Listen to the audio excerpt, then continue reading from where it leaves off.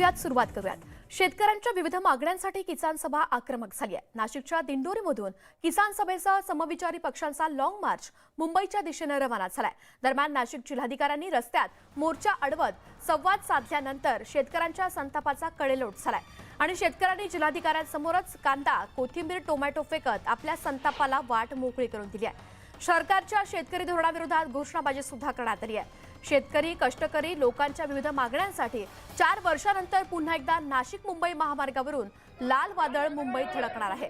तब्बल 8 दिवस पायी प्रवास करत शेतकरी विधान भवनवरती धडकतील। शेतीमालाचे भाव अक्षरशः कोसळून पडलेत।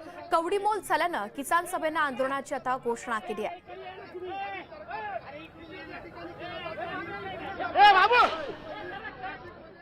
आपण बघतोय या ठिकाणी शेतकऱ्यांनी रस्त्यावरती कांदे फेकलेले आहे। आंदोलनाच्या ठिकाणी अशा पद्धतीने कांदे ओतून या सरकारच्या या आंदोलनाचा अर्थात कांद्याचा जी काही हमीभाव या ठिकाणी द्यावा ही मागणी त्यांची आहे आणि त्यावरती आंदोलन होऊन अशा पद्धतीने शेतकरी आक्रमक झालेले आहे आणि त्यांनी रस्त्यावरती कांदे टाकून आता हे आंदोलन जे आहे ते या ठिकाणी मोर्चाच्या सुरुवातीच्या ठिकाणी अशा प्रकारे कांदे टाकून या कांद्याचे जे काही भाव गेल्या काही दिवसापासून कोसळत आहे, भाजीपाल्याचे भाव कोसळत आहे, अशा प्रकारे भाजीपाला कांदे रस्त्यावर टाकून हा निषेध केला जातोय। सरकार गेल्या 2 दिवसांपासून हा मोर्चा या ठिकाणी सुरू आहे आणि हा मोर्चा या ठिकाणी सुरू असला तरी देखील शेतकऱ्यांच्या मागण्यांकडे सरकार लक्ष देत नाही। त्यामुळे अशा पद्धतीनं रस्त्यावरती टमाटे फेकले जात आहे, कांदा फेकला जातोय, कोथिंबीर फेकली जाते आणि सरकारचा निषेध या ठिकाणी केला जातो। ही दृश्य आपण बघतोय नाशिकमध्ये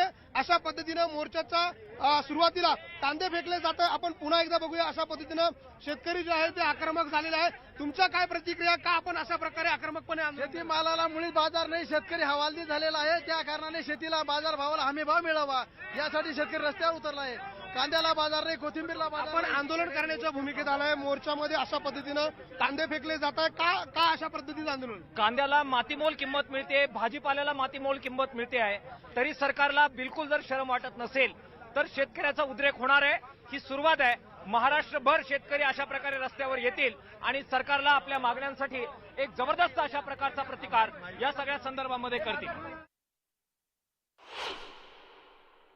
कालचे गावी साहेबांचे शिष्टमंडळ आणि पालकमंत्री महोदयांच्या झाल्याच्या चर्चेनुसार आज पालकमंत्री महोदयांना सीएम साहेबांचे आणि डीसीएम सरांचे आणि इतर मंदिराचे बेल घेतले आहे।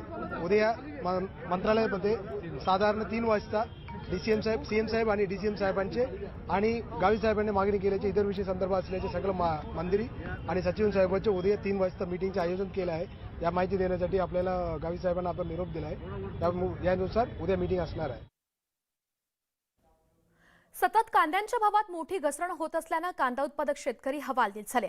या विरोधात शेतकऱ्यांकडून अनेक ठिकाणी आंदोलन केलं जात आहे। राज्य सरकारनं कांद्याला 300 रुपये प्रति क्विंटल सानुग्रह अनुदान देण्याचा निर्णय घेतलाय। आज मुख्यमंत्री एकनाथ शिंदे यांनी विधानसभेमध्ये या संदर्भात घोषणा केली आहे।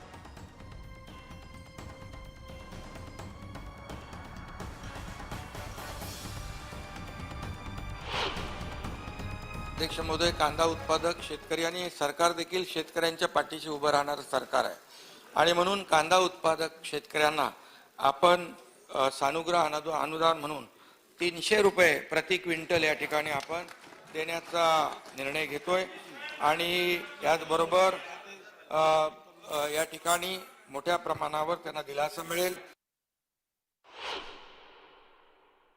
आणि आतापर्यंतच्या अनुदानातलं सगळ्यात जास्त जे 300 रुपये प्रति क्विंटलला 200 टन मर्यादेपर्यंतचं अनुदान कांद्याला या ठिकाणी 1 फेब्रुवारी 23 ते 31 मार्च 23 या कालावधीसाठी या ठिकाणी आपण जाहीर केलं आणि नुसतं जाहीर करून आपण थांबणार नाही। तर माननीय मुख्यमंत्री महोदयांनी सांगितलेलं आहे की जशा पद्धतीनं हा कांदा खरेदी होत जाईल त्याप्रमाणे जी कागदपत्र संबंधित विभागाकडून उपलब्ध होतील त्याप्रमाणे हे अनुदान हे शेतकऱ्याला तातडीने दिलं जाईल। त्याच्यासाठीची तरतूद ही राज्य सरकारनं केलेली आहे।